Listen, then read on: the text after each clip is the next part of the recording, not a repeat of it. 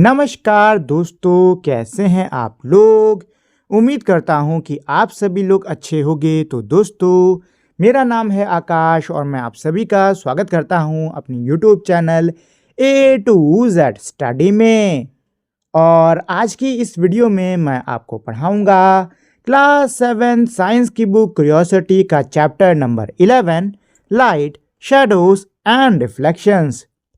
तो दोस्तों, इस वीडियो में आगे बढ़ने से पहले मैं आप लोगों से एक छोटी सी रिक्वेस्ट करना चाहूँगा कि अगर आप लोगों ने अभी तक मेरे इस वीडियो को लाइक, शेयर और मेरे चैनल को सब्सक्राइब नहीं किया है तो प्लीज़ फटाफट से आप लोग इस वीडियो को लाइक, शेयर और मेरे चैनल को सब्सक्राइब कर दीजिए। In the western Ghat region of Maharashtra के वेस्टर्न घाट क्षेत्र में Keshav spends part of his summer vacation at his friends Jatin grand parents village. Keshav जो है वो अपनी गर्मियों के छुट्टियों का कुछ हिस्सा उसके दोस्त जतिन के दादा दादी के गांव में बिताता है। Having lived in a big city, he find the forest, fresh air, sound of gushing steam and chirping bird a novel experience। वो बड़े शहरों में उसको रहने की आदत है, वो ज़्यादा बड़े शहरों में रहता है। इस वजह से जंगल, वहाँ की जो ताज़ी हवा है, बहते हुए पानी की आवाज़ जो है और चिड़ियों की चहचहाट इसके लिए एक बहुत ही अलग सा, बहुत ही अच्छा सा अनुभव है। हावेवर, लेकिन फॉर केशव के लिए the most fascinating site is the dance of hundreds of fireflies at night. लेकिन केशव के लिए सबसे फैसिनेटिंग साइट, सबसे कमाल का दृश्य क्या है? जब रात में कई सौ फायरफ्लाइज यानी कि जुगनू रात में निकल के जब नाचते हैं, इधर उधर उड़ते हैं, तो ये दृश्य जो है केशव के लिए सबसे ज़्यादा अनोखा है। Flashing their lights in a wonderful performance, जो कि अपनी लाइट को एक बहुत ही कमाल की परफॉर्मेंस में चमकाते हैं। Jatin's grand parents explain that fireflies are seasonal insects and they use light to communicate। Jatin के दादा दादी इसको समझाते हैं कि जो जुगनू होते हैं, फायरफ्लाइज होते हैं, ये मौसमी कीड़े होते हैं। मतलब ये हमेशा नहीं रहते, कुछ ही पर्टिकुलर सीजन्स में ये रहती हैं और रोशनी का इस्तेमाल ये लोग कम्युनिकेट यानी कि एक दूसरे से संपर्क करने के लिए करते हैं। अनफॉर्चुनेटली, दुर्भाग्य से Keshav also learn the number of firefly is decreasing due to light pollution. दुर्भाग्य से केशव ये भी उसको मतलब पता चलता है कि लाइट पोल्यूशन की वजह से, यानी कि रोशनी बहुत ज़्यादा जो बढ़ रही है, तो जो लाइट पोल्यूशन की वजह से फायरफ्लाइज की संख्या कम होती जा रही है। Reduce forest cover and excessive tourism, बहुत ज़्यादा लाइट पोल्यूशन की वजह से, जंगलों के कटने की वजह से, साथ ही में टूरिज़्म यानी पर्यटक जो बहुत भारी मात्रा में आ रहा है, उसकी वजह से जो ये फायरफ्लाइज हैं, जुगनू हैं, इनकी जो तादाद है वो बहुत तेज़ी से कम होती जा रही है। At the end of their vacation, छुट्टी के अंत में Keshav and Jatin board an evening bus back to their city. Jatin और केशव शाम की बस पकड़ के सिटी शहर की ओर आते हैं। As the bus wind through the hilly road, Keshav watch the moonlight landscape and the beam from the headlight of the passing vehicles flashing by।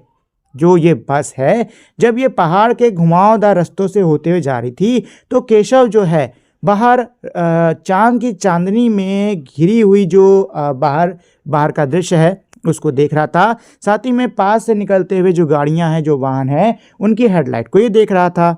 He is reminded of the many poems and songs about moonlight and wonder, does the moon actually produce its own light। उसके दिमाग में उस समय, उसके मन में कई सारी कविताएं, कई सारे गाने जो कि चांद की रोशनी से जुड़े हुए हैं, वो आने लगते हैं और वो सोचने लगता है कि क्या चांद खुद की रोशनी पैदा करता है। Did we not learn in the chapter Beyond Earth in the grade 6 science textbook Curiosity that all the other objects in our solar system shine only by the reflecting light of the sun। क्या कह रहे हैं कि भाई, क्या हम लोगों ने कक्षा 6 का जो हमारा चैप्टर था बियॉन्ड अर्थ, क्या हमने उसमें ये नहीं सीखा था कि हमारे सोलर सिस्टम में, हमारे सौरमंडल में जितनी भी चीज़ें चमक रही हैं वो सभी सूरज की रोशनी जो उन पे पड़ रही है उसकी वजह से चमक रही हैं।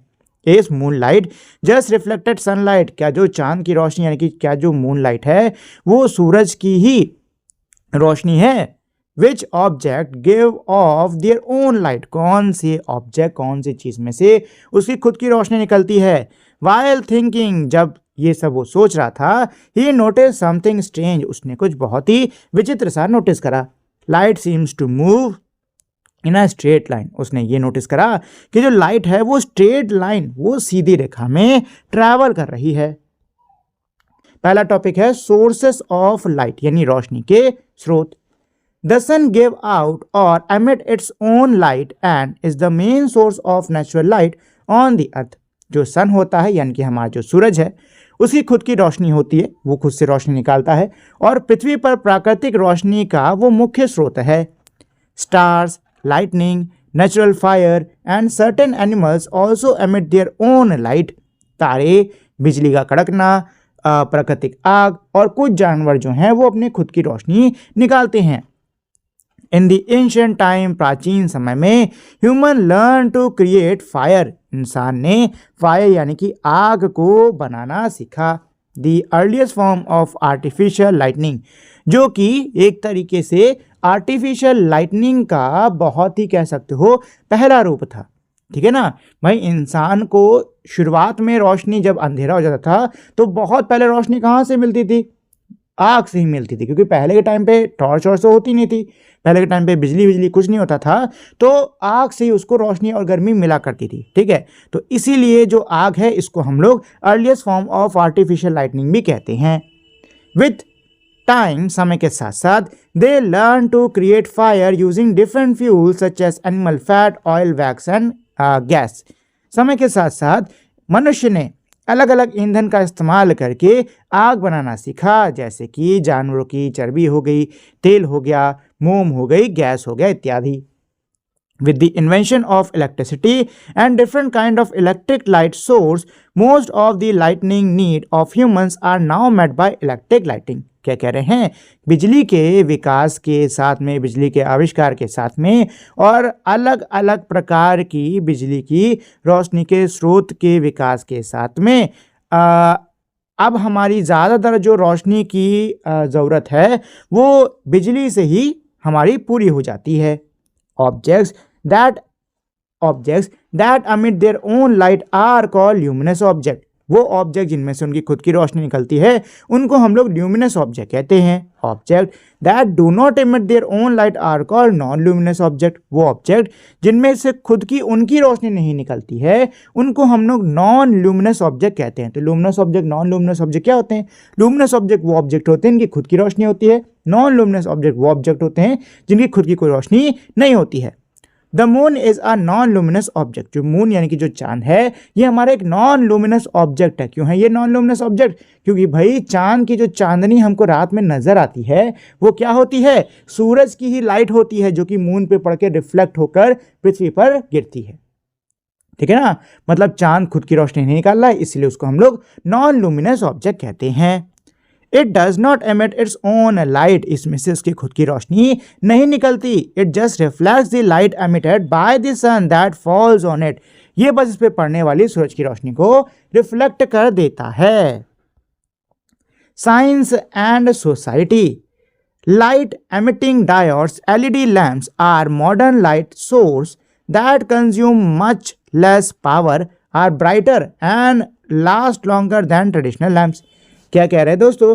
लाइट एमिटिंग डायोड, जिनको हम लोग शॉर्ट फॉर्म में एलईडी कहते हैं, तो जो एलईडी लैम्प्स हैं ये हमारे आधुनिक रोशनी के स्रोत हैं।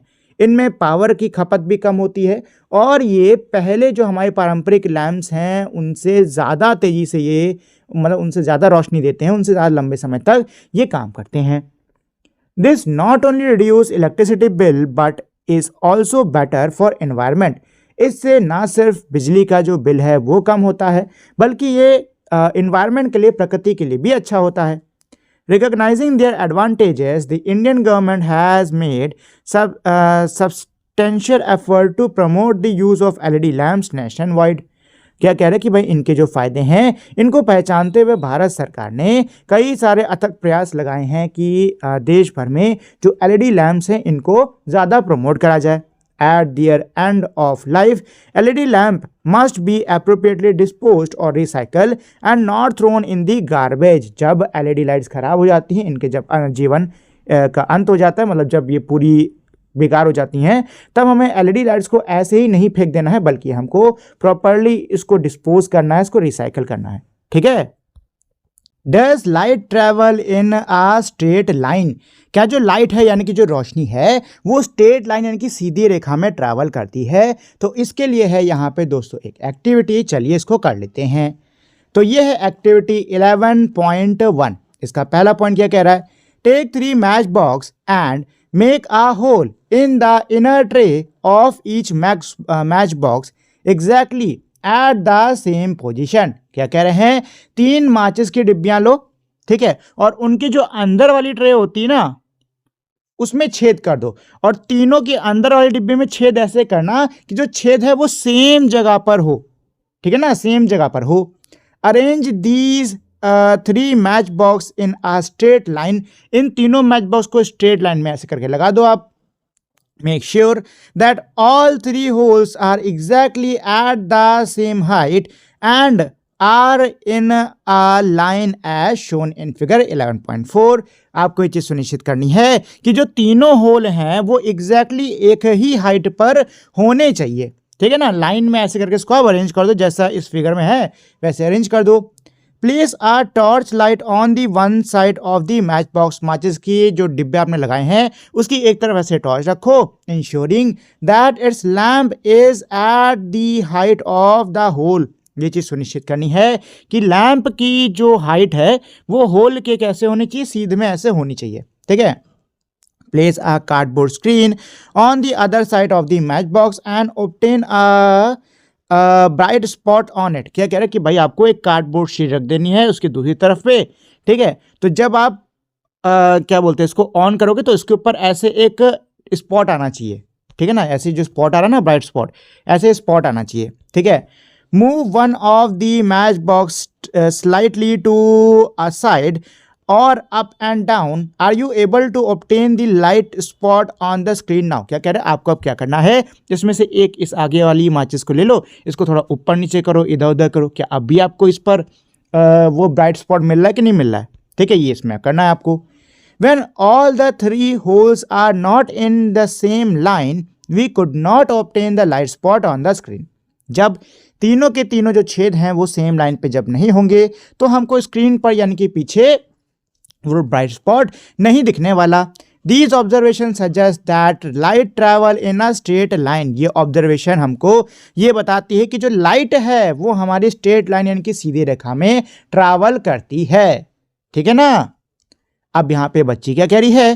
Can we somehow check it in some other way. क्या हम इसको किसी और तरीके से चेक कर सकते हैं? तो बच्चा कह रहा है आई हैव एन आइडिया, मेरे पास एक आइडिया है। Let us try to see the candle flame through a bent pipe. चलो हम कैंडल की जो आग होती है उसको मुड़े हुए पाइप से देखने की कोशिश करते हैं। तो दोस्तों बताओ, अगर आप किसी भी रोशनी के स्रोत को मुड़े हुए पाइप से देखने की कोशिश करोगे तो क्या आपको दिखाई देगा कि नहीं दिखाई देगा? ये बताओ। नहीं दिखाई देगा, है कि नहीं? नहीं दिखाई देगा। तो इससे भी हमको एक चीज़ पता चलती है कि जो लाइट है वो सीधी ट्रैवल करती है। ठीक है, अगर वो सीधी ट्रैवल नहीं कर रही होती तो हमको मुड़े हुए पाइप से दिखाई देती। अब क्योंकि वो सीधी ट्रैवल कर रही तो मुड़े हुए पाइप से हमको वो नहीं दिखाई देगी।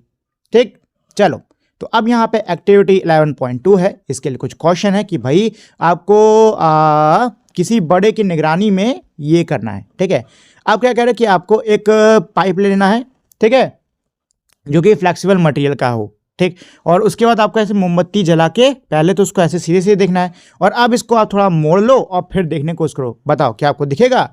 You could see the candle flame through a straight pipe but not through a bent pipe. आपको जो कैंडल की फ्लेम है यानी कि कैंडल की जो आग है वो सीधे पाइप से तो दिखाई दे जाएगी लेकिन मुड़े हुए पाइप से नहीं दिखाई देगी। This shows that light travel in a straight line. ये हमको दर्शाता है कि जो लाइट है, जो रोशनी है, वो सीधी रेखा में ट्रैवल करती है। Question, use a laser only under teacher supervision. देखो दोस्तों यहाँ पे ना एक और हमारी एक्टिविटी टाइप्स है, ठीक है।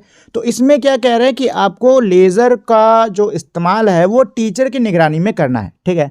Avoid using high power laser for this activity, इस एक्टिविटी के लिए हाई पावर लेजर का यूज मत करना। A low power laser pointer is sufficient, जो लो पावर लेजर पॉइंटर होते हैं ना वही पर्याप्त हैं।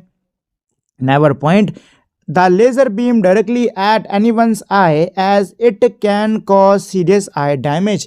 कभी भी लेज़र जो ये पॉइंटर होता है, लेज़र बीम जो होती है, इसको कभी भी किसी की आंख की तरफ मत करना, क्योंकि उससे ना आंख पे नुकसान आ सकता है, ठीक है, आंख में डैमेज आ सकता है। अब देखो एक्टिविटी में यहाँ पे क्या हो रहा है कि आपको पहले तो एक ग्लास लेना है, ठीक है, उसमें पानी भर देना है और 1-2 बूंद इसमें दूध डाल लो, ठीक है। दूध इसलिए डाल रहे हैं, अगर आप बिन दूध डाले ऐसे लेजर पॉइंटर मारोगे ना तो जो लाइट आपको दिख रही ना ये दिखेगी नहीं, ठीक है, ये दिखेगी नहीं। दूध डाल दोगे तो उसका कलर ना हल्का सा वैसा थोड़ा सा वाइटिश हो जाएगा और जब आप इस पर लाइट मारोगे तो ये आपको प्रॉपर्ली बढ़िया दिखेगी। और इसमें आप देख सकते हो कि लाइट मेरी कैसी है, एकदम स्ट्रेट है। क्या ये आपको ऐसे बैंड नजर आ रही? नहीं, ये एकदम क्या है, स्ट्रेट है, सीधी है, ठीक है। Pass a laser beam through a beaker filled with water in which drop of milk is added to make the laser beam easily visible. क्या कह रहे हैं कि भाई हमने लेजर बीम को एक बीकर से पास करा जिसमें पानी भरा हुआ है और 1 बूंद इसमें दूध है, ताकि लाइट अच्छे से क्या हो, विजिबल हो। व्हाट डू यू ऑब्जर्व, आपने क्या ऑब्जर्व करा कि ये हमारी सीधी है। Do you see that the beam of laser light inside the water follows a straight path. क्या आपने देखा कि जो लेजर लाइट है पानी के अंदर वो स्ट्रेट पाथ को फॉलो कर रही है, मतलब सीधे सीधे जा रही है। However, the light can sometime even bend around corners. This is something you will learn in the higher grades. लेकिन जो लाइट होती है वो कभी कभार हमारी कॉर्नर्स में यानी किनारों पे हल्की सी बेंड होती है, ठीक है। इसके बारे में आप हायर ग्रेड्स यानी कि ऊंची क्लासेस में पढ़ेंगे। Light through transparent, translucent and opaque material. तो दोस्तों अब हम लोग ट्रांसपेरेंट, ट्रांसलूसेंट और ओपेक मटेरियल से लाइट होके कैसे क्या जाती है इसको पढ़ने वाले हैं, ठीक है। अच्छा, ट्रांसपेरेंट, ट्रांसलूसेंट और ओपेक मटेरियल क्या होता है पता है? ट्रांसपेरेंट उस मटेरियल को कहते हैं जो कि पारदर्शी होता है, जिसके आर पार आप क्लियरली देख सकते हो, ठीक है। जिसकी कांच हो गया, शीशा हो गया, हवा हो गई, इसके आर पार दिख रहा है, तो ये हमारे ट्रांसपेरेंट मटेरियल हो गया। ट्रांसलूसेंट उस मटेरियल को कहते हैं जिसके आर पार बहुत कम लाइट जाती है, उसके आर पार आप बहुत कम देख सकते हो।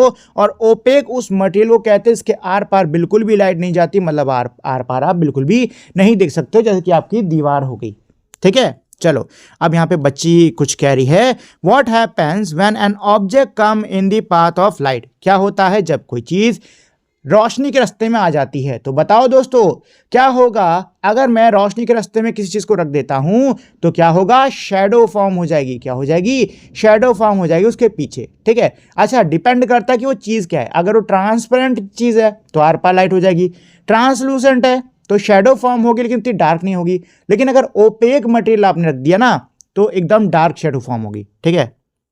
चलो, let us place object made of different materials in the path of light and find out. क्या कह रहे हैं कि चलिए अब हम लोग रोशनी के रास्ते में अलग अलग मटेरियल से बनी हुई चीज़ों को रखते हैं और पता करते हैं। तो हमारी एक और एक्टिविटी है 11.3।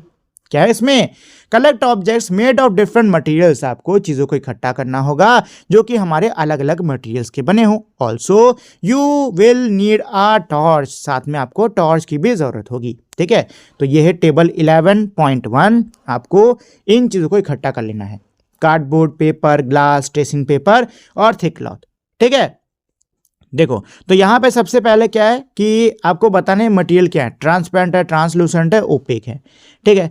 तो देखो कार्डबोर्ड हमारा पता है क्या होता है, ये होता है ओपेक, इसके आर पार आप नहीं देख सकते, ये होता है ओपेक, ठीक है। पेपर जो होता है ये ट्रांसलूसेंट होता है, इसके ना आर पार हल्की सी लाइट आ जाती है, ठीक है। तो यहाँ पे ट्रांसलूसेंट लिख लो। देखो ट्रांसलूसेंट में मैं टीएल लिख दे रहा हूँ, ट्रांसपेरेंट में टीपी लिख दूंगा, ठीक है। ग्लास आपका ट्रांसपेरेंट होता है तो उसमें आप टीपी डालोगे, ठीक है। ट्रेसिंग पेपर जो होता है ना ये आपका ओपेक होता है, ठीक है। और मोटा कपड़ा ये भी क्या रहेगा, वैसे ट्रांसलूसेंट ही होता है ये, तो ये ट्रांसलूसेंट टीएल कर दो इसका, ठीक है, ट्रांसलूसेंट। अच्छा अब यहाँ पे आपको प्रेडिक्शन करनी कि भाई क्या होगा, ठीक है, क्या लाइट पूरी तरीके से पास होगी कि नहीं होगी, इसे प्रेडिक्शन करनी है। ठीक है, तो देखो दोस्तों, मेरी प्रेडिक्शन यही है कि ओपेक के आर पार लाइट बिल्कुल नहीं होने वाली और होगी भी नहीं। ठीक है, तो यहाँ पे not at all, not at all, ठीक है, नॉट एट ऑल, यहाँ पे भी नॉट एट ऑल, यहाँ मतलब पूरे में नॉट एट ऑल। ठीक है, इधर भी नॉट एट ऑल, इधर भी नॉट एट ऑल। अच्छा, ट्रांसलूसेंट ऑब्जेक्ट में मेरी जो प्रेडिक्शन है वो यही है कि भाई लाइट जो है थोड़ी बहुत पास होगी, ठीक, ऐसे पार्शली पार्शली, ठीक है, और ऑब्जर्वेशन भी आपकी ऐसी रहेगी। ठीक है ना, आपकी ऑब्जर्वेशन भी यही रहने वाली है। ठीक है, तो इसी तरीके से आपकी पूरी टेबल होने वाली है। ग्लास में लाइट पूरी पास होगी, ट्रेसिंग पेपर पे लाइट नहीं पास होने वाली, और थिक ग्लास में लाइट थोड़ी बहुत पार्शली पास होगी। ठीक है, अच्छा, इसके अलावा ना यहाँ पे खाली जगह दी हुई है, तो यहाँ पे आप अपने मन से भी 2-3 ऑब्जेक्ट्स और ले सकते हो। ठीक है, और उसके बाद जब ये एक्टिविटी हो जाए ना तो इस टेबल को बढ़िया से भर लेना। चलो, list the material of the object in table 11.1 and classify them into transparent, translucent and opaque. क्या कह रहे हैं दोस्तों कि जो लिस्ट दे रखी है मटेरियल्स की हमारी टेबल 11.1 में, ठीक है, पहले तो आपको क्या करना है, उसमें 2-3 चीज़ें और ऐड कर लेनी है, या फिर जो भी लिस्ट में चीज़ें दे रखी है उसको आपको लेना है। ठीक है, उसके बाद में फिर आपको क्लासीफाई करना होगा कि कौन सा ट्रांसपेरेंट है, कौन सा ट्रांसलूसेंट है, कौन सा ओपेक है, ऐसे। In the chapter Material Around Us in grade 6 science textbook Curiosity, you learn to classify materials into transparent, translucent and opaque depending on how you could see through them. क्या कह रहे हैं कि भाई जो हमारा क्लास 6 का जो चैप्टर था मटेरियल अराउंड अस, उसमें हम लोगों ने चीज़ों को, आसपास मौजूद हमारी जो चीज़ें हैं उनको हम लोगों ने ट्रांसपेरेंट, ट्रांसलूसेंट और ओपेक इनमें बांटना सीखा था, इस चीज़ के आधार पर कि किसके आर पार आप देख सकते हो, किसके आर पार आप नहीं देख सकते हो। Go to a dark room, अंधेरे कमरे में जाओ, turn on the torch, torch को ऑन करो, and place it at such a position that you get a spot of light और from the torch on a wall. क्या कह रहे हैं दोस्तों कि आपको अंधेरे कमरे में जाना है, ठीक है, टॉर्च ऑन करनी है, उसको इस तरीके से आपको रख देना है कहीं पे कि ऐसा एक वॉल पे आपको लाइट का स्पॉट मिल जाए। ठीक है, और you may place a cardboard screen as shown in figure 11.6। अगर ऐसा आपको नहीं मिल पाया तो कार्डबोर्ड की कोई शीट रख दो, उस पर भी ऐसी लाइट पड़ती रहेगी, and get the spot of light on it, और उस पर ऐसे स्पॉट ऑफ लाइट पाओ। ठीक है, we will now conduct this activity in 2 parts, prediction and observation. इस एक्टिविटी को हम लोग 2 हिस्सों में करेंगे, प्रेडिक्शन में और ऑब्जर्वेशन में। सबसे पहले क्या है, predict what will happen if you hold an object in front of light coming out of the torch. Predict करो, अंदाजा लगाओ क्या होगा अगर आप जो टॉर्च से आ रही लाइट है उसके सामने किसी को कर देते हो तो क्या होगा। Would you continue to see the spot on the screen on the spot of light on the screen. क्या आपको स्क्रीन पर वो लाइट वैसी की वैसी दिखती रहेगी या फिर कोई बदलाव आएगा। नोट योर प्रेडिक्शन, आपका जो प्रेडिक्शन है उसको टेबल 11.1 में लिखो। तो टेबल 11.1 अच्छा ये वाली है, इसमें आपको लिखना होगा।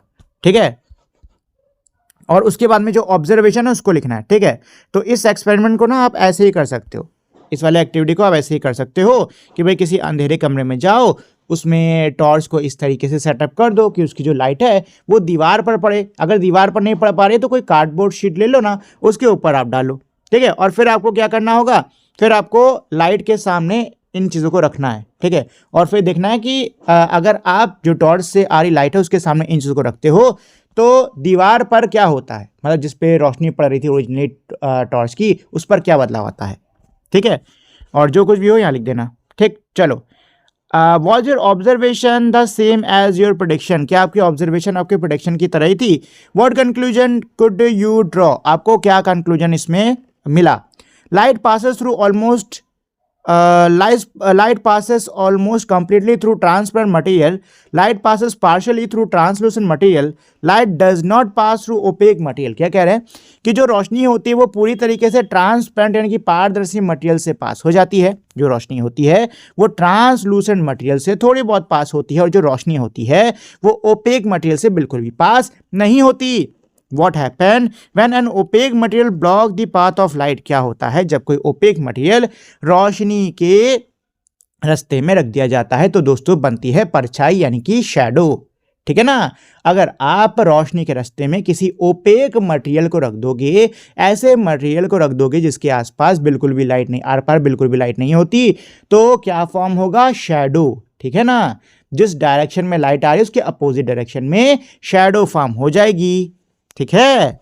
शैडो फॉर्मेशन, तो अब हम लोग जो शैडो है ना, परछाई, उसी को पढ़ने वाले हैं। What do you see on the screen in activity 11.3 when an opaque material was placed in the path of light? क्या कह रहे हैं कि बताइए, एक्टिविटी 11.3 जब आप कर रहे थे तो जब आपने जो लाइट का रास्ता है, रोशनी का जो रास्ता है, उसमें जब आपने किसी ओपेक मटेरियल को रखा था तो स्क्रीन पर क्या बना था? तो स्क्रीन पे बना होगा परछाई, शैडो, डार्क पैच बना होगा, और वही हमारी शैडो है। Did you see a dark patch on the wall? क्या आपको दीवार पर डार्क पैच दिखा? बिल्कुल दिखा दोस्तों। Why was this dark patch form? ये डार्क पैच क्यों बना है? क्योंकि लाइट को ओपेक मटेरियल ने आगे जाने से रोक दिया, ठीक है ना, इसीलिए डार्क पैच बन गया। We now know that light travel in a straight line. हमको पता है कि जो लाइट होती है वो सीधी रेखा में ट्रेवल करती है। So when an opaque object is placed in its path, light is block. तो जब हम किसी ओपेक ऑब्जेक्ट को उसके रास्ते में रख देते हैं तो जो रोशनी होती है वो ब्लॉक हो जाती है, मतलब आगे नहीं जा पाती है। The dark patch where light does not reach is the shadow. अब जो काला काला धब्बा सा डार्क पैच बन गया है जहां पे रोशनी नहीं पहुंच पा रही है, वो ही क्या है दोस्तों? शैडो, यानी कि वो है परछाई, ठीक है। चलिए, we have noticed shadow of ourselves and other objects around us when we are in the sun or under a light। क्या कह रहे हैं कि जब हम लोग सूरज के नीचे होते हैं या फिर रोशनी में होते हैं तो हमारी और आसपास मौजूद कई सारी चीज़ों की परछाई बनती कि नहीं बनती है। Also, you might have had fun making different shapes with shadows sometime। हो सकता है कि भाई आपने परछाई से अलग अलग शेप बना के भी कई बार मजे करे हों। Do translucent and transparent object create shadow or not? क्या जो ट्रांसपेरेंट और जो ट्रांसलूसेंट ऑब्जेक्ट्स होते हैं इनकी भी परछाई बनती है?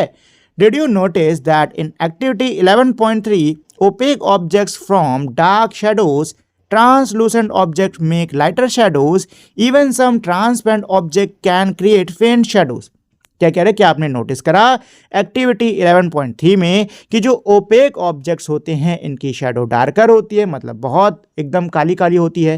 ट्रांसलूसेंट ऑब्जेक्ट की जो शैडो होती है वो थोड़ी सी हल्की रहती है, और जो ट्रांसपेरेंट ऑब्जेक्ट्स होते हैं इनकी या फिर तो शैडो बनेगी ही नहीं, और अगर शैडो बनती भी तो बहुत महीन सी हल्की सी रहती है। Let us learn more about shadows. चलिए परछाई के बारे में और सीखते हैं। तो यहाँ पे आगे दी है दोस्तों एक्टिविटी 11.4, ठीक है। तो इसमें पहला पॉइंट क्या है? इसमें collect some opaque objects of different shapes and size. अलग अलग शेप और साइज के आपको कुछ ओपेक ऑब्जेक्ट्स को इकट्ठा करना होगा। रिपीट एक्टिविटी 11.3, जो एक्टिविटी 11.3 है ना, उसको आप क्या करो? रिपीट करो, but this time carry out the action mention in the first column of table 11.2। लेकिन अब जो टेबल 11.2 में जो नीचे एक्शंस दिए हुए ना, इनको आपको करना होगा, ठीक है। एक्टिविटी 11.3 करनी है, लेकिन एक्शन जो 11.2 में दे रखे हैं वो आपको लेने हैं, ठीक है। 11.3 एक्टिविटी क्या थी कि भाई अंधेरे कमरे में गए, कहीं पे टॉर्च को सेटअप करा ऐसे कि उसकी जो लाइट है वो किसी दीवार पर या स्क्रीन पर पड़े, ठीक है। ऐसे आपको सेटअप लगाना है। और एक्शन क्या रहेगा? पहला एक्शन ये है कि आपको पहले तो जो स्क्रीन लगी ना पीछे, उसी को हटा देना है। मतलब अगर दीवार पे पड़ रहा तो दीवार कैसे हटाओगे, लेकिन मान लो आपने कार्डबोर्ड लगाया था, उस पर लाइट पड़ रही थी, तो आप उस कार्डबोर्ड को हटा दो, ठीक है ना।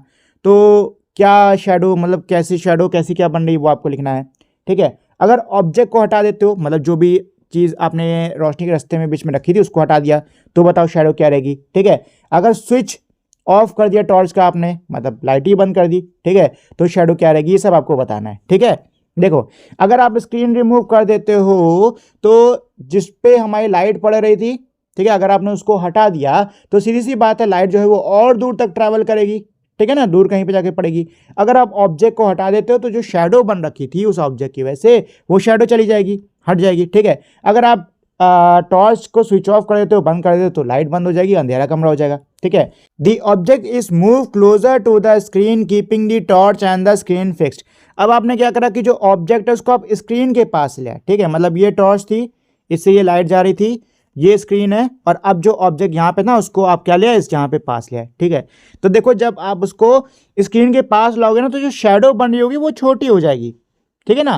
पहले इसकी जो शेडो है वो हो सकता है ऐसे करके बन रही हो कुछ, लेकिन अब जब उसको पास लाओगे ना तो उसकी शेडो हो सकता है ऐसे नन्ही सी बन जाए, ठीक है। लाइट के जितना करीब आप लेके जाओगे शेडो उतना बड़ा होगा, और लाइट के जितना दूर लेके जाओगे शेडो उतना छोटा होता जाएगा, ठीक है। चलो, the object is move closer to the torch, object को टॉर्च के करीब ला रहे, तो जब आप लोग ऑब्जेक्ट को टॉर्च के करीब लाओगे ना तो शेडो बड़ी हो जाएगी। The object is tilted keeping the torch and the screen fixed, object को आप टिल्ट कर रहे हो यानी कि तिरछा कर रहे हो, तो भाई तिरछा करोगे ना, जैसा तिरछा करोगे उस हिसाब से शेडो पड़ेगी पीछे, ठीक है।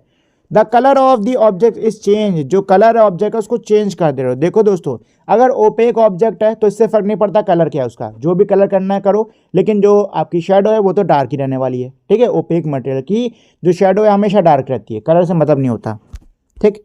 चलो, किधर था? Did the shadow form in all cases, क्या हर केस में शेडो बनी? Was the shape and the size of the shadow the same as the object, क्या शेप और साइज शेडो का ऑब्जेक्ट के जैसा ही था? Record your observation in second column of table 11.2। 11.2 जो हमारी ये टेबल है इसके सेकंड कॉलम में इसमें आपको अपनी ऑब्जर्वेशन को रिकॉर्ड करना होगा, ठीक है। What conclusion do you draw from this activity? इस एक्टिविटी से आपने क्या निष्कर्ष निकाला? What do we need to observe? What do we need to observe? Shadow. Does the color of the shadow changes when the color of the object is changed? मतलब यही सवाल पूछ रहे हैं कि शेडो को मतलब किस में हमको शेडो दिखाई दे रही है, क्या अगर हम किसी ऑब्जेक्ट के कलर को चेंज कर देते तो क्या उससे शेडो के कलर में चेंज आता है? ये सब करके सवाल पूछ रहे हैं ये। Shadows are formed when an object block light from falling on a screen. Shadow तब बनती है जब कोई भी ऑब्जेक्ट जो है स्क्रीन पर रोशनी को पड़ने से रोकती है। मतलब शेडो तब बनती है जैसे कि मान लो ये टॉर्च है, इससे लाइट निकल रही है, ठीक है, ये है screen.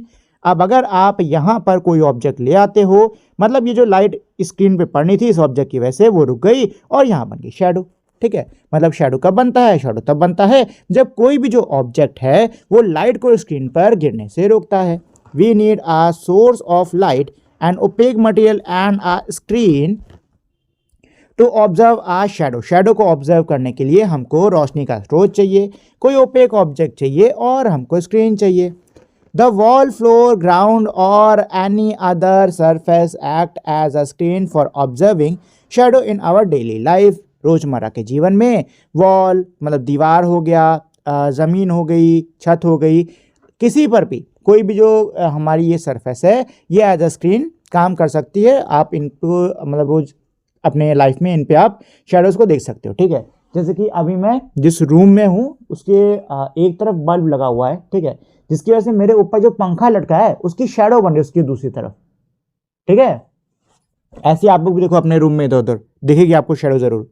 The shape, size and sharpness of the shadow depends on the position of the object relative to the light source and the screen। क्या कह रहे हैं कि भाई शेडो की जो साइज है, शेप है, उसका जो आकार है, कितनी बड़ी होगी, शार्पनेस यानी कि कितनी कह सकते हो बढ़िया दिखेगी, कितनी डार्क दिखेगी, ये डिपेंड करता है इस बात पर कि जो ऑब्जेक्ट है यानी जो भी ये चीज़ है ये कहां पर रखी गई है, रोशनी के स्रोत और स्क्रीन के रिलेटिव, ठीक है। अगर कोई भी ओपेक ऑब्जेक्ट आपके लाइट सोर्स के पास होगा शेडो बड़ी होगी, अगर कोई भी ओपेक ऑब्जेक्ट लाइट सोर्स से दूर स्क्रीन के पास होगा तो शेडो जो बनेगी वो छोटी होगी, ठीक है। ध्यान रहे लाइट सोर्स के जितना करीब आप ऑब्जेक्ट लाओगे शेडो उतनी बड़ी हो जाएगी, लाइट सोर्स से दूर स्क्रीन के करीब आप जितना ऑब्जेक्ट लाओगे शेडो उतनी छोटी होती जाएगी, ठीक है ना। The shadow may give information about the object और we may not be able to guess the object at all. परछाई देखकर हमको हो सकता है जो ऑब्जेक्ट है उसकी कुछ जानकारी मिले, या हो सकता है हम बिल्कुल भी गेस ना कर पाए कि भाई ऑब्जेक्ट क्या है। Changing the colour of the opaque object does not change the colour of the shadow. क्या कह रहे हैं कि जिस भी ओपेक ऑब्जेक्ट को आप यूज कर रहे हो उसके कलर चेंज करने से शेडो के कलर पर कोई भी बदलाव नहीं होता। शेडो तो भाई आपकी वही है, अंधेरी काली, ठीक है ना, फर्क नहीं पड़ता कि ऑब्जेक्ट का कलर क्या है। ठीक, रिफ्लेक्शन ऑफ लाइट। तो दोस्तों नेक्स्ट टॉपिक है हमारा reflection of light. When the opaque object was a shiny object like a polished steel plate, I got a shadow on the screen, but also saw that there was a bright spot of light on the wall on the opposite side. Why was it so? बच्चा ये कह रहा है कि जब मैं एक ऐसे ओपेक ऑब्जेक्ट को लेता हूं, ठीक है, जिसकी जो सरफेस है, सतह है, वो शाइनी है, चमकदार है, जिसकी स्टील प्लेट हो गई, तो मुझे शैडो तो मिलती है, लेकिन अपोजिट वॉल पर मुझको एक ब्राइट स्पॉट भी नजर आता है। ऐसा क्यों होता है? अब बच्चे चीज पूछ रहा है। ठीक है, तो इसके लिए है हमारी एक्टिविटी। अच्छा चलो ऐसे बता देता हूं। देखो यहां पे क्या हो रहा है, ये मान लो मेरा टॉर्च है, ठीक है ना, इससे निकल रही है ये लाइट, इससे निकल रही है लाइट, ये है स्क्रीन, ठीक है, और इसके बीच में आपने एक प्लेट टाइप की रख दी, ठीक है ना, प्लेट टाइप की रख दी। ये जो प्लेट है बहुत ही शाइनी है, बहुत ही चमकदार है। अब देखो होगा क्या कि जब ये लाइट जो है इस प्लेट पे जब पड़ेगी, ठीक है, प्लेट पे पड़ेगी, तो पीछे तो आपका यहाँ पे शैडो बनेगा ही बनेगा, इस पे आपका यहाँ पे शैडो तो बनेगा ही बनेगा, लेकिन साथ में पता और क्या होने वाला है कि इस प्लेट पे पड़ने की वजह से जो लाइट है, अब क्योंकि प्लेट बहुत ही शाइनी है ना, चमकदार है ना, तो जो लाइट है वो इस पे पड़ के क्या होगी, रिफ्लेक्ट होगी, ठीक है ना। और इसका रिजल्ट ये है कि आपको यहाँ के यहाँ कोई दीवार है यहाँ पे कहीं पे, तो वहाँ पे आपको एक ब्राइट स्पॉट दिख जाएगा, ठीक है। तो यही होता है हमारा रिफ्लेक्शन, ठीक है ना। शीशे में हम लोग जो अपनी शक्ल देखते हैं ना, वो रिफ्लेक्शन की वजह से होता है, ठीक है। चलो तो भाई एक्टिविटी इसको कर लेते हैं। 11.5 क्या कह रही है, find a shiny flat steel plate और a plane mirror that is a mirror that is flat and not curve. क्या कह रहे हैं कि आपको एक फ्लैट स्टील की प्लेट लेनी है चमकदार, या फिर एक प्लेन मिरर ले लो, मतलब ऐसा मिरर जो कि मुड़ा ना हो, सीधा हो। Take it outside and let the sunlight fall on the shiny surface. उसको बाहर लेके जाओ और जो सूरज की किरणें ना वो चमकने वाली जो भी सतह उस पर पड़ने दो। What can you do to redirect the light on the wall on which the sunlight is not falling directly? क्या कह रहे हैं कि बताइए अब आप क्या कर सकते हो। कोई एक ऐसी वॉल है जिस पे सनलाइट डायरेक्टली नहीं पड़ रही है, तो अब आप ऐसा क्या कर सकते हो उस थाली या शीशे के साथ में कि उस वॉल पर भी लाइट पड़ने लग जाए। तो देखो बहुत आसान है। आपको क्या करना है, पहले तो आपको प्लेट लेके जानी है बाहर, ठीक है ना, और फिर आपको जो लाइट पड़ रही है ना आपकी प्लेट पर, देखना है उसका रिफ्लेक्शन कहाँ बन रहा है, ठीक है। और फिर अब प्लेट को ना आपको आहिस्ते से धीरे धीरे करके ऐसे मूव करना है कि जो रिफ्लेक्शन कहीं और पड़ रहा है वो उस दीवार पे जाके पड़ जाए जहाँ पे सूरज की रोशनी नहीं पड़ रही है, ठीक है। तो इस तरीके से जहाँ पे जिस दीवार पर डायरेक्टली सूरज की रोशनी नहीं पड़ रही थी ना, आपने वहाँ पे भी सूरज की रोशनी रिफ्लेक्शन के थ्रू पहुँचा दी, ठीक है।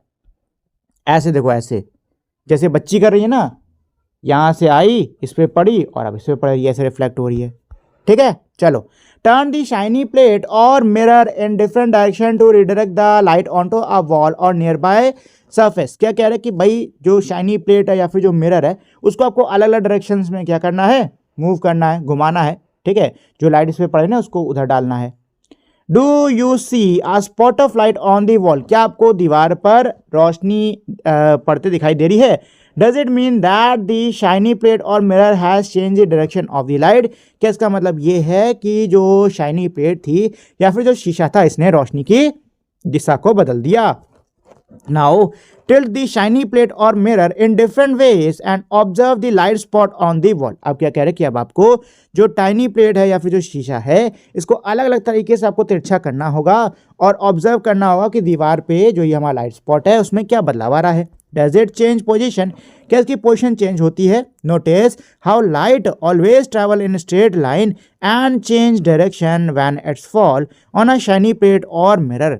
नोटिस करा कि जो लाइट है वो कैसे हमेशा स्ट्रेट लाइन में ट्रैवल करती है, लेकिन जब भी वो किसी चमकदार प्लेट पर पड़ रही है, किसी चमकदार चीज़ पर पड़ रही है, शीशे पर पड़ रही है, तो उसकी डायरेक्शन क्या है, चेंज हो जा रही है। What conclusion do you draw from your observation। अपनी इस ऑब्जर्वेशन से आपने क्या निष्कर्ष निकाला। This activity suggests that a shiny surface or mirror changes the direction of the light that falls upon it। ये एक्टिविटी हमको ये सजेस्ट कर रही है कि अगर किसी शाइनी सरफेस पे, किसी चमकदार सतह पर या शीशे पर रोशनी पड़ती है तो उसकी जो दिशा है वो बदल जाती है।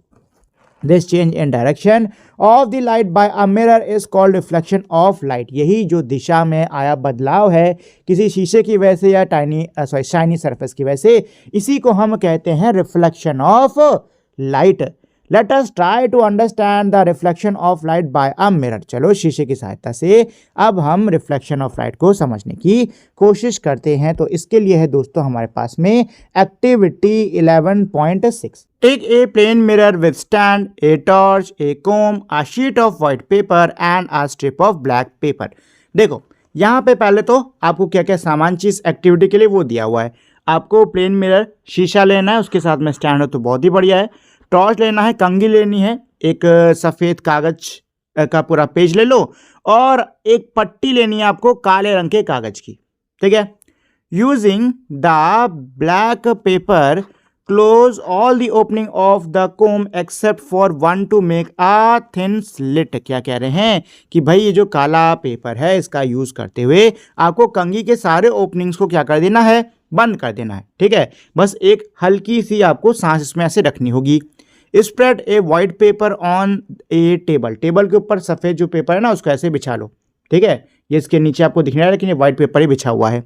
Hold the comb perpendicular to the sheet of paper and shine the torch light on the slit. क्या कह रहे हैं कि भाई जो कंघी है उसको आपको परपेंडिकुलर यानी इस तरीके से खड़ा करके रखना है और ये जो पतली से आपने सांस काटी थी ना उससे अब आपको मतलब उस पर आपको लाइट डालनी है। Adjust the comb and torch slightly till you see a thin beam of light along the paper which has passed through the slit। क्या कह रहे हैं कि भाई आपको थोड़ा सा इसमें टॉर्च को ना एडजस्ट करना पड़ेगा, आगे पीछे करना पड़ेगा तब तक जब तक आपको ऐसी ये पतली सी जो लाइट निकलती नहीं दिख रही है ऐसी ना दिखने लग जाए, ठीक है। Now place the mirror in the path of light beam while keeping the comb steady. क्या कह रहे हैं कि अब आपको यहाँ पे जैसे जो फिगर में है अब आपको लाइट के रास्ते में ना शीशे को रख देना है। क्या कर देना है, शीशे को आपको रख देना है, ठीक है। नाउ अच्छा ये कह रहे हैं शीशे को रख दोगे। अच्छा अब इसमें देखो क्या ऑब्जर्व करोगे, तो यहाँ पे आप देख सकते हो दोस्तों कि ये जो लाइट मेरी ऐसी जा रही थी ना अब वो शीशे से टकरा के इस तरीके से निकल जा रही है, ठीक है। और यही हमारा रिफ्लेक्शन होता है, यही दोस्तों हमारा रिफ्लेक्शन होता है, ठीक है। रिफ्लेक्शन क्या होता है कि अगर आप रोशनी के रास्ते में मिरर को रख देते हो, शीशे को रख देते हो या फिर रोशनी को आप शीशे के ऊपर गिराते हो तो शीशे के ऊपर पड़ के जो ये लाइट है ये क्या हो जाती है, रिफ्लेक्ट हो जाती है, ठीक है। The path of the light beam is change after falling on the mirror. क्या है इसका मतलब कि भाई जो रास्ता होता है लाइट बीम का वो शीशे पर पड़ने पर क्या होता है, चेंज हो जाता है। Reflection of light occur at the mirror. Reflection of light कहाँ हो रहा है, मिरर में हो रहा है, ठीक है। तो अब यहाँ पे बच्ची कुछ कह रही है, क्या कह रही है, in a mirror I can also see my face. Is that also due to reflection of light? शीशे में मुझे मेरा चेहरा दिखता है, क्या ये भी रिफ्लेक्शन ऑफ लाइट की वजह से होता है? बिल्कुल दोस्तों, शीशे में हमें जितनी भी चीज़ें दिखती हैं ये सभी रिफ्लेक्शन ऑफ लाइट की ही वजह से आप देख पा रहे हो, ठीक है ना दोस्तों। चलिए images formed in a plane mirror. तो दोस्तों अब हम लोग यही पढ़ने वाले हैं कि प्लेन मिरर में इमेजेस कैसे बनती हैं। Look into the mirror. शीशे में देखो, do you see your face in it. क्या आपको उसमें आपका चेहरा नजर आ रहा है। What you see is the reflection of your face in the mirror. आपको जो नजर आ रहा है वो आपके चेहरे का रिफ्लेक्शन है जिसको कि आप शीशे में देख पा रहे हो। We also see reflection of other things that are in front of mirror. इसके अलावा शीशे में अगर आप शीशे के सामने कोई चीज़ रख देते हो तो हमें उसका भी रिफ्लेक्शन शीशे में देखने को मिलेगा। Let us try to find out more about this. चलिए इसके बारे में और पता करने की कोशिश करते हैं। तो इसके लिए भी हमारी है एक्टिविटी जो कि है 11.7, ठीक है। तो देखो, take a plane mirror and a pen और सम अदर ऑब्जेक्ट। तो इसमें सबसे पहले तो हमें इस एक्टिविटी को करने के लिए क्या क्या सामान चाहिए। तो सबसे पहले कह रहे हैं कि एक प्लेन मिरर ले लो और पेन ले लो या कोई और दूसरा ऑब्जेक्ट ले लो। Place the pen in front of the mirror as shown in figure 11.10। जैसे कि फिगर 11.10 में दिखाया गया है वैसे ही आपको पेन को शीशे के सामने ऐसे रख देना है। What do you see in the mirror? शीशे में क्या दिख रहा है आपको। It appears as if a similar pen is placed behind the mirror. देखने में ऐसा लग रहा है कि मानो शीशे के पीछे हमने एक ऐसा, जैसा ये पेन है ना बाहर, ऐसे हमने सेम पेन शीशे के पीछे रख दिया हो। The pen which appears behind the mirror is the image of the pen found by the mirror. क्या कह रहे हैं कि भाई मिरर के पीछे ये जो हमें पेन दिखाई दे रहा है ये असल में इस पेन की क्या है, इमेज है, जो कि रिफ्लेक्शन की वजह से इस शीशे पर आपको दिखाई दे रही है। The pen itself is the object, ये जो पेन है ये क्या है, ऑब्जेक्ट है। Now move the pen to different positions in front of the mirror and compare the size of image of the pen at each position. क्या कह रहे हैं दोस्तों कि अब आपको क्या करना होगा, इस पेन को आपको अलग अलग पोजीशन पे शीशे के सामने करना है, ठीक है। और हर पोजीशन पे ले जाने के बाद में आपको जो वो होता है स्केच पेन, उससे चाहो तो निशान लगा लेना, ठीक है, इस शीशे पर, ठीक है। मतलब परछाई कितनी परछाई कह रहा हूँ, रिफ्लेक्शन कितनी बड़ी हो रही ना, उस पर निशान लगा लेना, ठीक। और फिर लगाने के बाद में उसको कंपेयर करो कि क्या अलग अलग जगह पे पेन रखने से उसकी जो इमेज बन रही थी शीशे पर, उस पर कोई उसकी हाइट पे या फिर उसकी लंबाई चौड़ाई पे किसी कुछ इफेक्ट पड़ा रहा है कि नहीं पड़ा रहा है, ठीक है ना। ऐसे करना आपको। चलो अब इसमें आगे क्या कह रहे हैं, are the two size the same, जो दोनों साइज हैं क्या वो सेम थे। The image form by a plane mirror is of same size as object. क्या कह रहे हैं कि भाई जो इमेज हमारी प्लेन मिरर पर बनी है वो सेम जो ऑब्जेक्ट है ना उसके सेम साइज की है, ठीक है।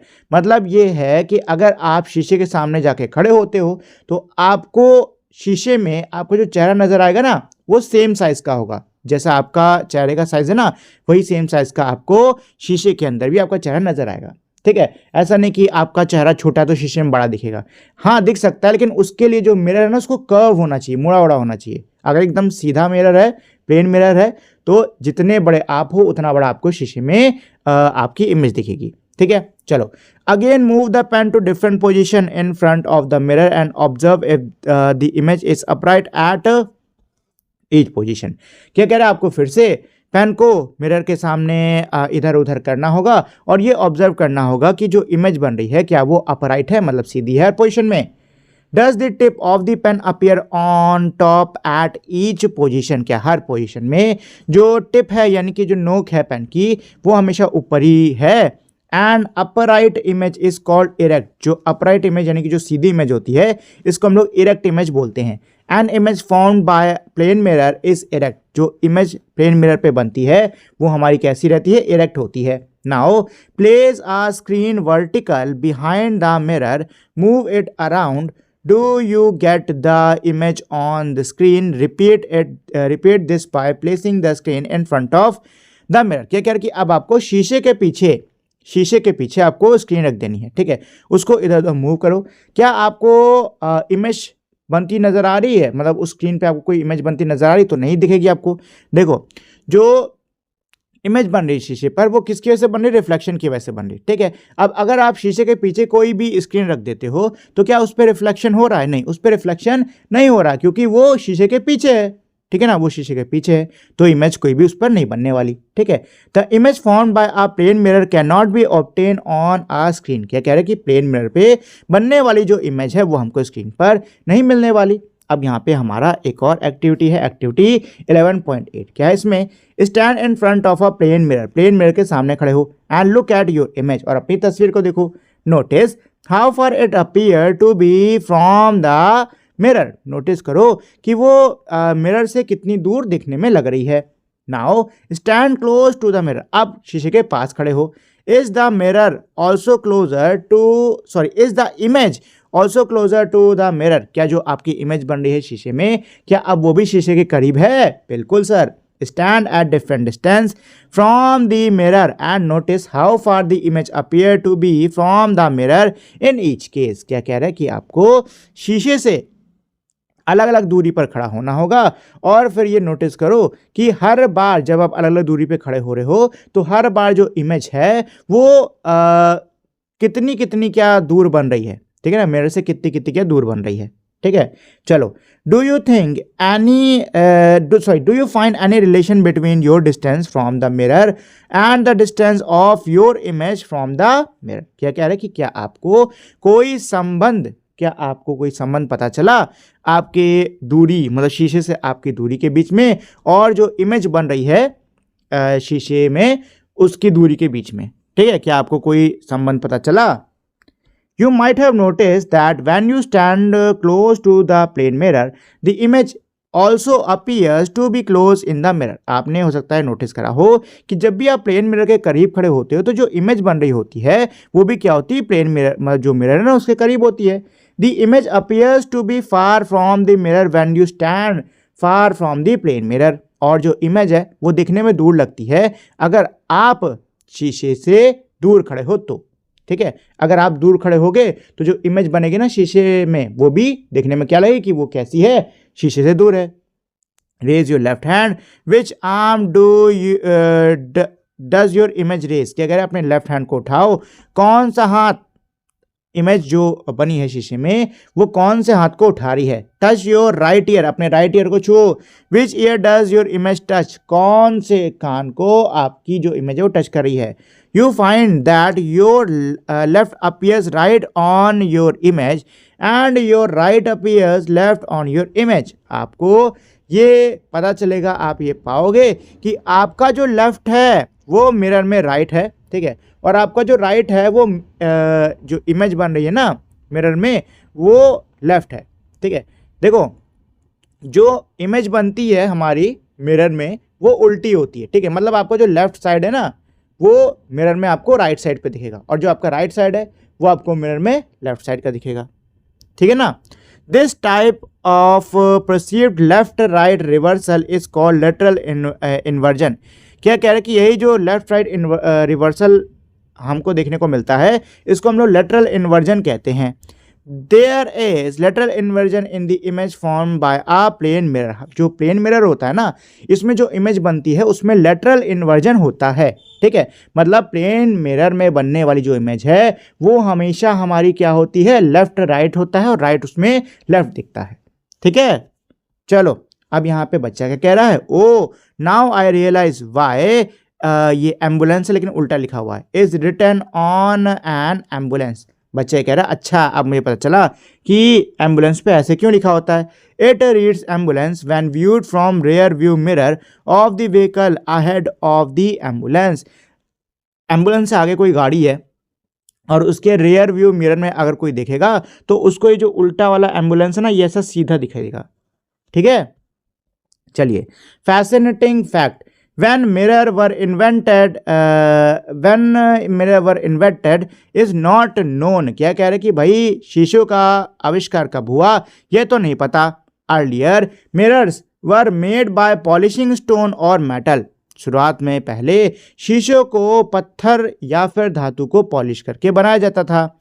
When glass mirror started being made, the art of making metal mirror got loss gradually. क्या कह रहे हैं कि जब कांच के शीशे बनने लग गए तो धातु से जो शीशे बनाने की कला है ये धीरे धीरे गायब होने लग गई. However it still survives. लेकिन अब भी ये सर्वाइव कर रही है. फॉर एग्जाम्पल, उदाहरण के लिए, in Kerala where Aranmula Kannadi a unique metal surface mirror have been made for centuries. क्या कह रहे हैं, उदाहरण के लिए केरला में एक जगह है. ठीक है, वहाँ पर अरानमुला कनाडी नाम का एक खास मेटल मिरर जो है वो बनता है. ठीक है, सदियों से यहाँ पे ये बनता आया है.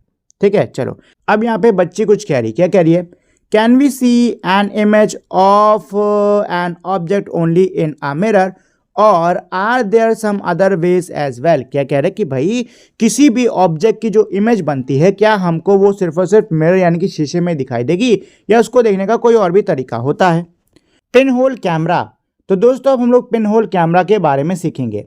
A pin hole camera is a device in which the light ray from an object pass through a tiny hole, a pin hole, and form an image on a screen. क्या कह रहे हैं कि भाई पिन होल कैमरा मेरा एक ऐसा device होता है जिसमें जो लाइट रेज हैं यानी कि जो रोशनी की किरणें हैं वो ऑब्जेक्ट से मतलब किसी भी चीज़ से पढ़कर एक छोटे से छेद से होते हुए आती हैं और स्क्रीन के ऊपर इमेज को बनाती हैं.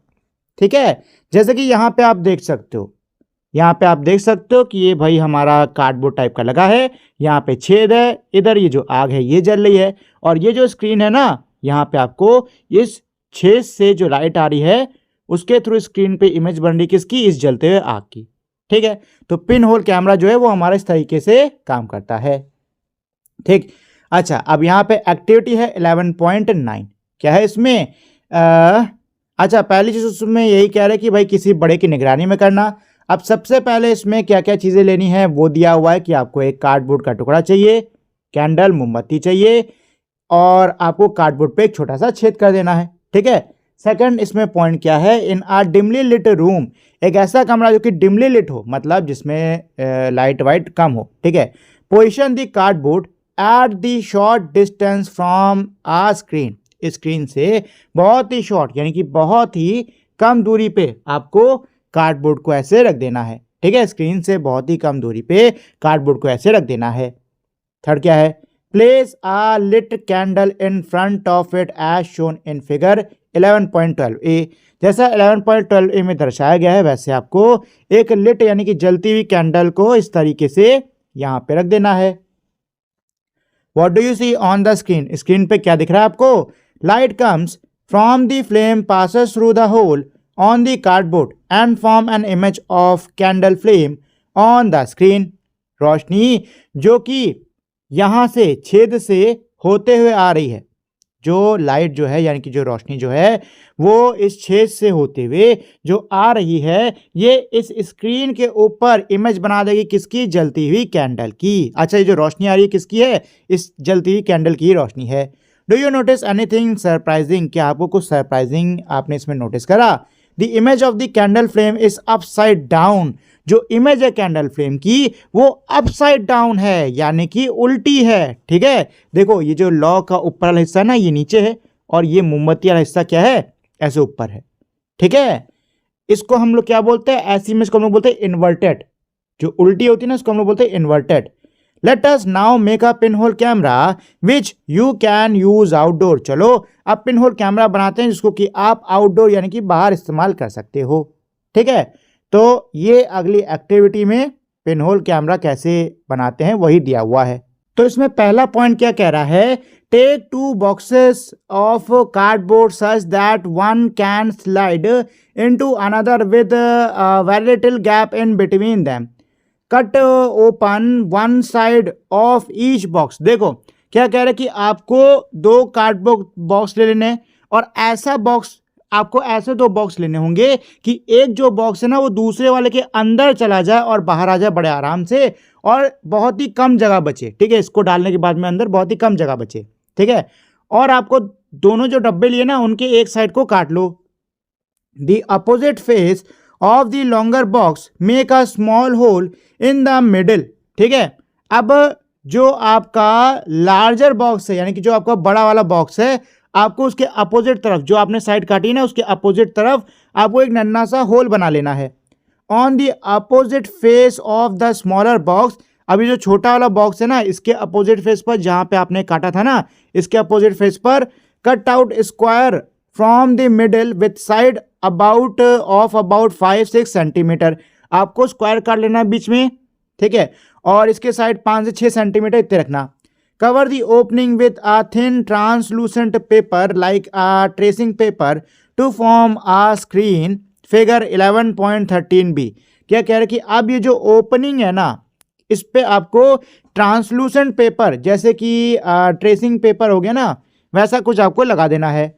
Slide the smaller box inside the larger one in such a way that the side with the tracing paper is inside, figure 11.13c। क्या कह रहे कि आप जो छोटा वाला डब्बा है उसको आपको बड़े वाले के अंदर ऐसे कर देना है कि ये जो आपका स्क्वायर काटा हुआ हिस्सा ना ये इसके क्या बोलते हैं होल वाले की तरफ हो।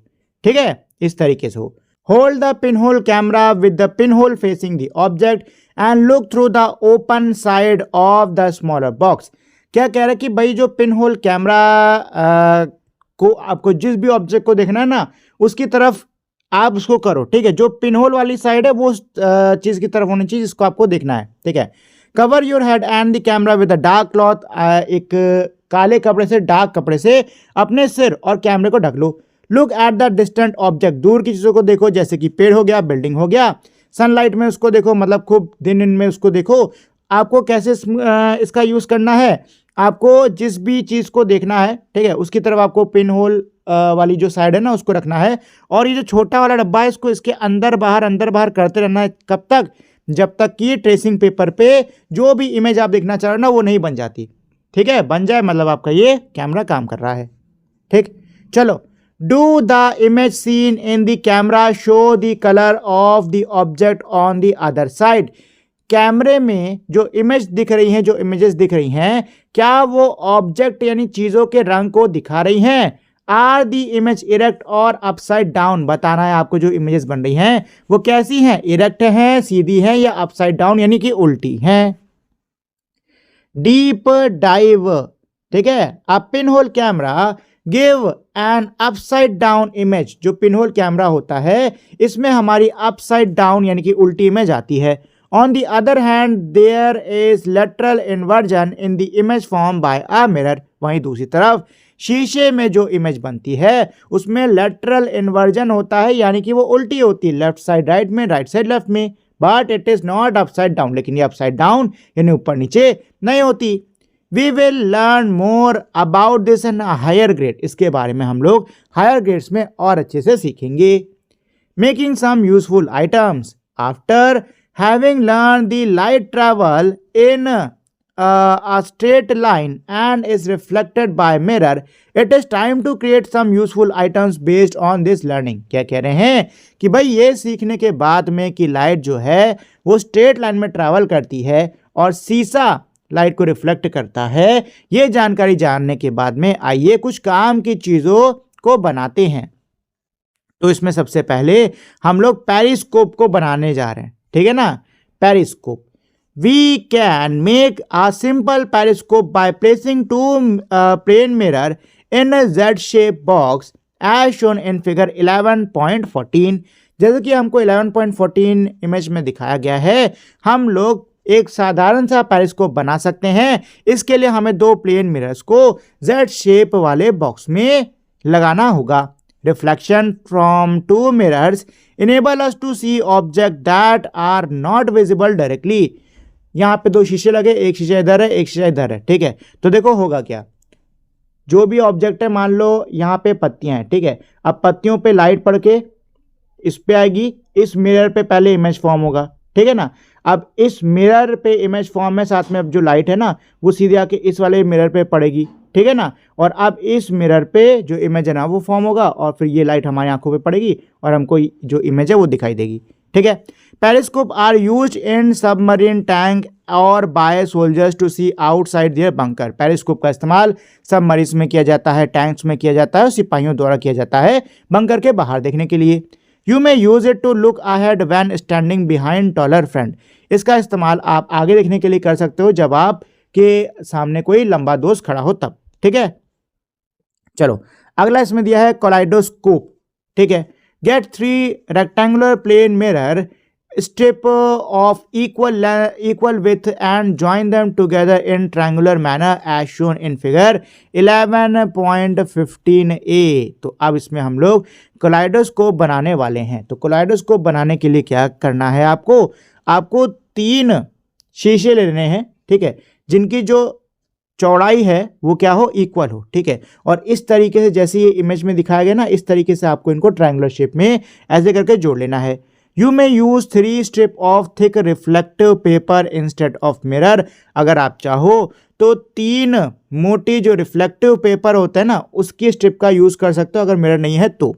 Fix these in circular tube of thick chart paper. मोटे चार्ट पेपर की सर्कुलर ट्यूब में इसको ऐसे फिक्स कर दो जैसे कि आपको 11.15 में 11.15b में देखने को मिल रहा है। On one end of the tube fix a transparent plastic sheet using a rubber band और एन एडहेसिव टेप। क्या कह रहे हैं कि भाई एक साइड पे आपको क्या करना है, प्लास्टिक की शीट को लगा देना है, ठीक है। रबर बैंड से उसको आप बांध सकते हो या फिर आप उसको टेप से वहां पे लगा सकते हो। Place several broken piece of coloured bangles और बीड्स ऑन दिस। इसके ऊपर आपको क्या करना है, इसके ऊपर कांच की आपको जो चूड़ियाँ हैं, रंग बिरंगी टूटी हुई चूड़ियाँ, उनके टुकड़े उड़े यहाँ पे रख देने हैं। And covered with tracing paper using a rubber band और एन एडिसिव। आपको रबर बैंड या फिर जो टेप होता है चिपकाने वाला उसका यूज करके आपको क्या करना है, इसको कवर कर देना है ट्रेसिंग पेपर से। ठीक, चलो। When you pep through the open side you view beautiful pattern. जब आप ओपन साइड देखोगे ना तो आपको ऐसे बहुत सुंदर सा पैटर्न उसमें देखने को मिलेगा। Even if you leave both side of kaleidoscope open and point it toward a tree और other object you see beautiful patterns. अगर आप दोनों साइड को ओपन भी छोड़ देते हो और उसको किसी पेड़ या किसी ऑब्जेक्ट की तरफ पॉइंट करते हो तो आपको बहुत ही सुंदर पैटर्न देखने को मिलेगा। An interesting feature of kaleidoscope is that one always get to see a different pattern every time the kaleidoscope is turn about. क्या कह रहे हैं, कलाइडोस्कोप के बारे में एक बहुत ही मजेदार फीचर ये है कि आप उसको किसी भी तरफ कहीं पे भी अगर घुमाते हो, कैसे भी किधर भी घुमाते हो तो आपको कलाइडोस्कोप में एक नया पैटर्न हमेशा देखने को मिलेगा। Since there are 3 mirrors and multiple images due to reflection of light many interesting patterns are form. क्योंकि इसमें 3 शीशे लगे हुए हैं और मल्टीपल इमेजेस बन रही हैं क्योंकि रिफ्लेक्शन ऑफ लाइट हो रही है वहां शीशों के अंदर भी, इस वजह से बहुत सारे मजेदार पैटर्न्स बनते हैं। Designers and artist often use kaleidoscope to get idea for their new patterns। जो डिजाइनर्स होते हैं, जो आर्टिस्ट होते हैं, वो अक्सर कलेइडोस्कोप का यूज करते हैं नए आइडियाज, अपने किसी भी काम के लिए नए आइडियाज ढूंढने के लिए। ठीक है ना दोस्तों, चलिए तो ये था हमारा चैप्टर। अब इसमें आगे क्वेश्चन आंसर करने से पहले इन ए नटशेल से हम लोग थोड़ा सा चैप्टर का रिवीजन कर लेते हैं। तो इसका पहला पॉइंट क्या कह रहा है, objects that emit their own light are called luminous object. यानी कि वो चीजें जिनकी खुद की रोशनी होती है उनको हम बोलते हैं ल्यूमिनस ऑब्जेक्ट। सेकंड क्या है, light travel in straight line. जो लाइट है वो स्ट्रेट लाइन यानी सीधी रेखा में ट्रैवल करती है। सेकंड पॉइंट, थर्ड पॉइंट क्या है, light passes almost completely through transparent material. Light passes partially through translucent material. Light does not pass through opaque material. जो लाइट है वो ट्रांसपेरेंट मटेरियल से पूरी तरीके से पार हो जाती है, ट्रांसलूसेंट से थोड़ी बहुत पार होती है और ओपेक मटेरियल से बिल्कुल भी पास नहीं होती। A shadow is formed when light is blocked by an object। परछाई तब बनती है जब रोशनी किसी ऑब्जेक्ट की वजह से रुक जाती है। Opaque object form darker shadow. जो ओपेक ऑब्जेक्ट होते हैं इनकी जो शेडो बनती है बहुत सबसे ज़्यादा डार्कर होती है, बहुत डार्क होती है। ट्रांसलूसेंट ऑब्जेक्ट की जो शेडो है वो थोड़ी लाइट होती है, जबकि ट्रांसपेरेंट ऑब्जेक्ट में शेडो बनती नहीं और अगर बनती है तो बहुत ही फेंट हल्की सी बनती है। ठीक है, the change in the direction of light by a mirror is called reflection of light. शीशे की वजह से जब भी रोशनी की दिशा में बदलाव आता है तो इसी को हम कहते हैं रिफ्लेक्शन ऑफ लाइट। अगला पॉइंट क्या है, the image formed by a plane mirror is of same size as the object is erect can not be obtain on a screen and is lateral inverted. क्या कह रहे हैं कि भाई जो इमेज हमारी प्लेन मिरर पे बनती है वो सेम साइज जितना जैसा जो ऑब्जेक्ट होता है ना उसके सेम साइज में होती है। इरेक्ट यानी कि सीधी होती है, उसको आप स्क्रीन पे नहीं देख सकते हो, और लिटरल इन्वर्टेड होती है, मतलब लेफ्ट साइड राइट में, राइट साइड लेफ्ट में ऐसी दिखती है। लास्ट पॉइंट क्या है, a pin hole camera create an inverted image of an object on screen. जो पिन होल कैमरा होता है वो किसी भी चीज की एक इन्वर्टेड इमेज बना देता है। ठीक है ना, इन्वर्टेड यानी कि उल्टी इमेज बना देता है स्क्रीन पर। ठीक है, चलो तो ये था हमारे ये वाले पॉइंट्स। अब आते हैं इसके क्वेश्चन आंसर्स पर। ठीक है दोस्तों, तो let us enhance our learning का क्वेश्चन 1 क्या कह रहा है, which of the following are luminous object. आपको बताना होगा इनमें से कौन सा लुमिनस ऑब्जेक्ट है, मतलब इनमें से किसकी खुद की रोशनी होती है।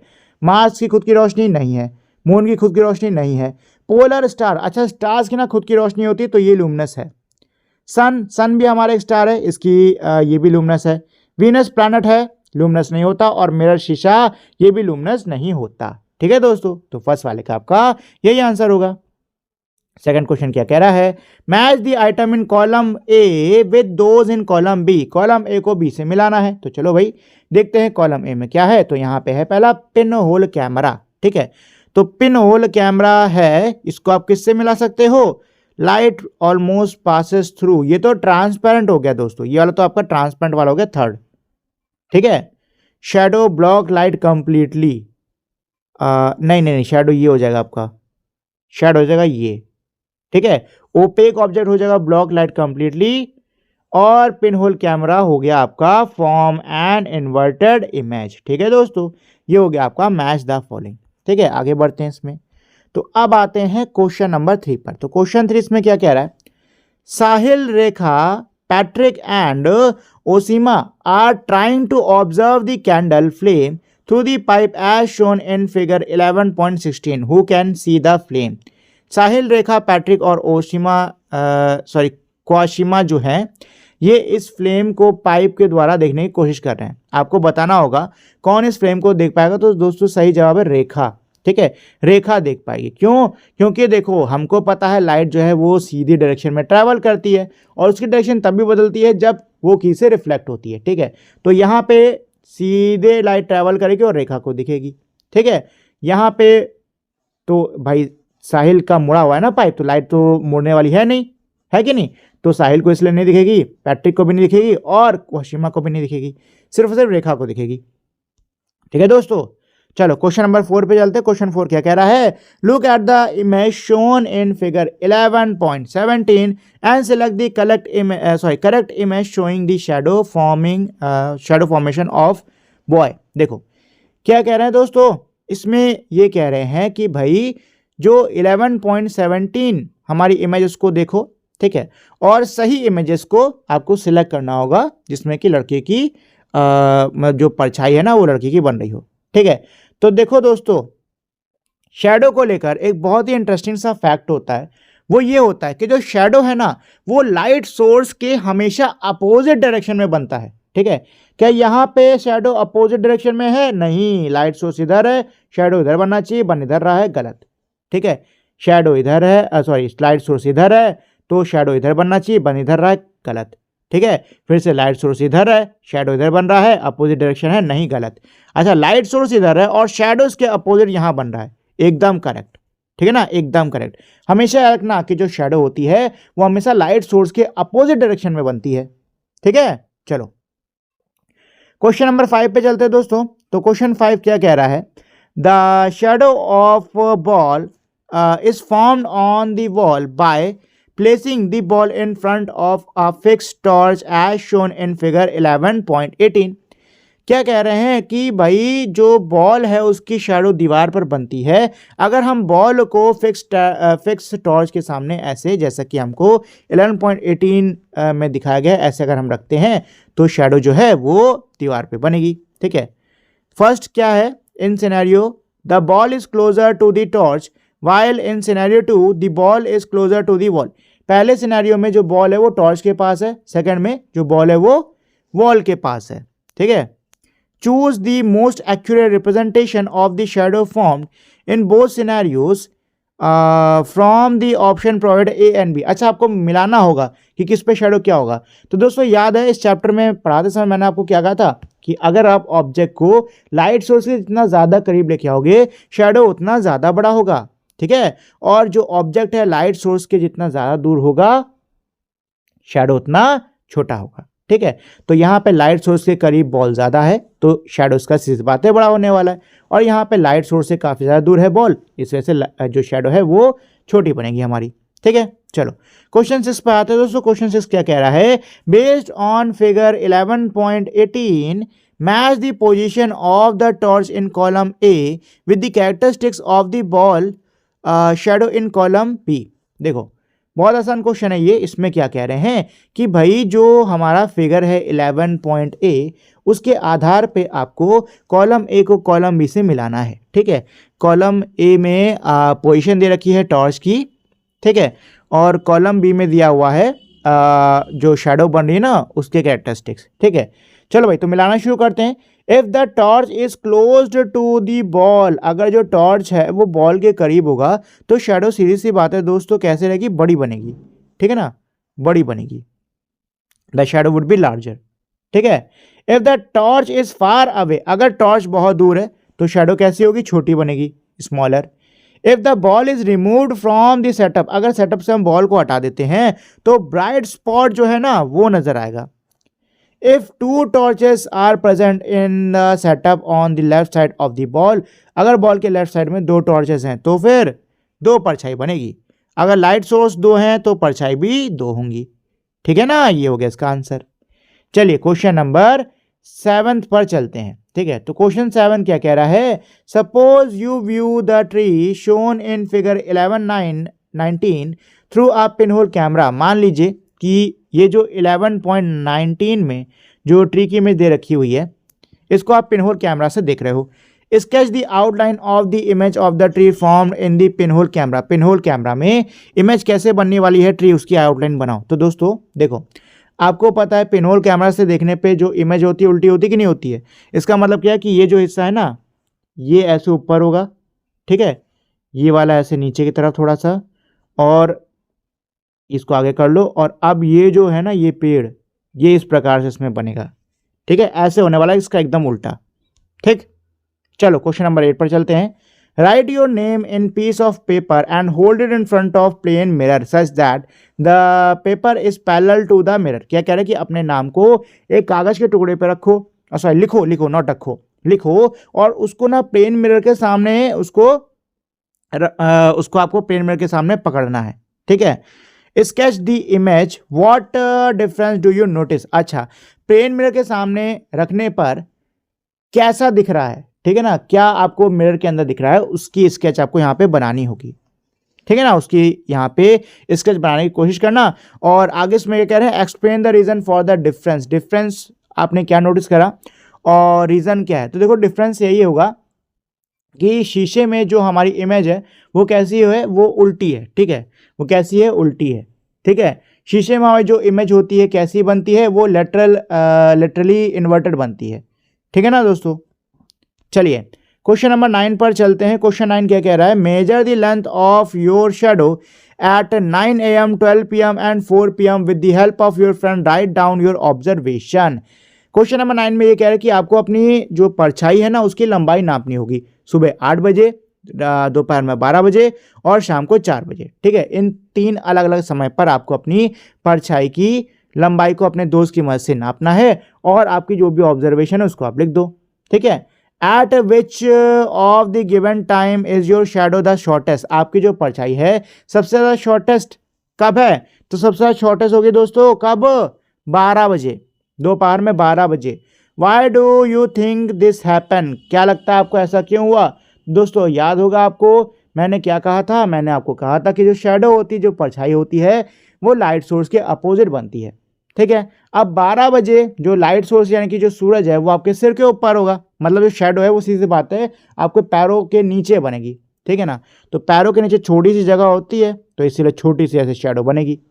ठीक है, चलो क्वेश्चन नंबर 10 पर चलते हैं। क्वेश्चन 10 क्या कह रहा है, on the basis of following statement choose the correct option.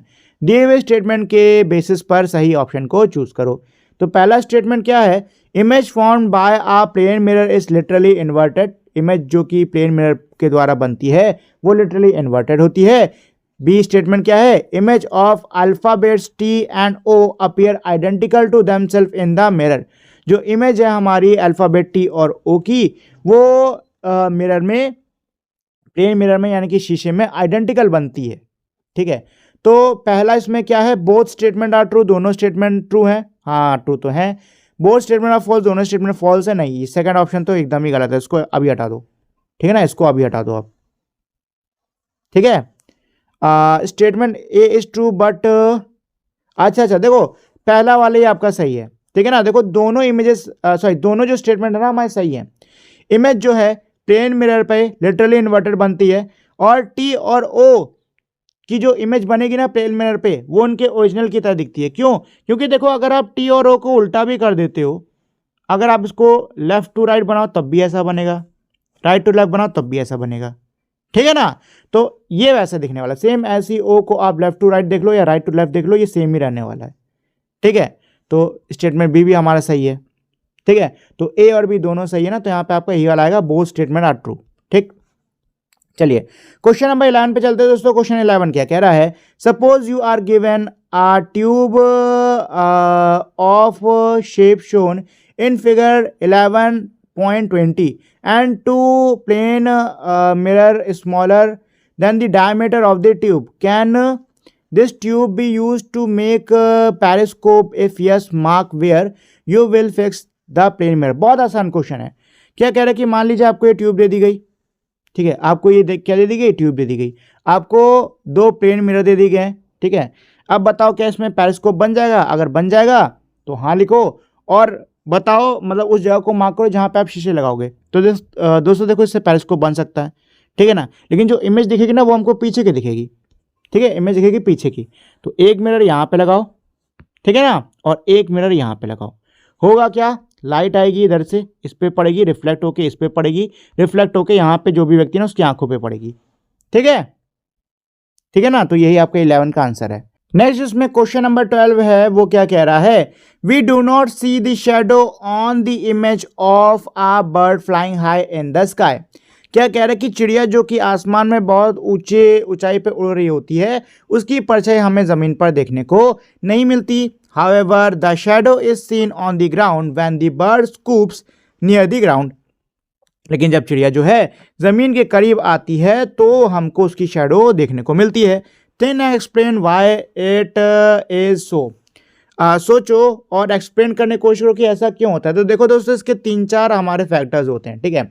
पहला एक जो फैक्टर हमने इस चैप्टर के अंदर पढ़ा हुआ है, आपको पता है कि जब जो हमारा वो क्या बोलते हैं टॉर्च और बॉल वाला, और क्या बोलते हैं बॉल वाला जो एक्सपेरिमेंट था, उसमें हम लोग देखा था कि जब भी हम लोग बॉल को या फिर जो भी हमने ऑब्जेक्ट लिया उसको टॉर्च के करीब ला रहे थे, मतलब लाइट सोर्स के करीब ला रहे थे, तो शेडो बड़ी बन रही थी, ठीक है ना। अब दिन के टाइम पे लाइट सोर्स क्या है, सन है, ठीक है। चिड़िया अगर ऊपर उड़ रही है तो वो क्या है, सन के ज़्यादा करीब है, ठीक है। तो इस वजह से क्या हो रहा है कि जो शेडो बन रही है वो बहुत बड़ी है, ठीक है, इतनी बड़ी कि हम उसको ऑब्जर्व नहीं कर पा रहे। दूसरी चीज़ ये है कि जो सूरज की रेज आ रही ना हर तरफ से, उसकी वजह से जो शेडो बन भी रही है वो भी बहुत ज़्यादा फेंट हो जा रही है, इतनी ज़्यादा कि हमको पता ही नहीं चल रहा कि यहाँ पे उसकी शेडो बन रही कि नहीं बन रही, ठीक। लेकिन जब चिड़िया नीचे की ओर आती है, अब नीचे की ओर जब वो आएगी, पहली उसकी शेडो छोटी बनेगी, ठीक है, जिसको कि आप आराम से ऑब्जर्व कर सकते हो ग्राउंड पे।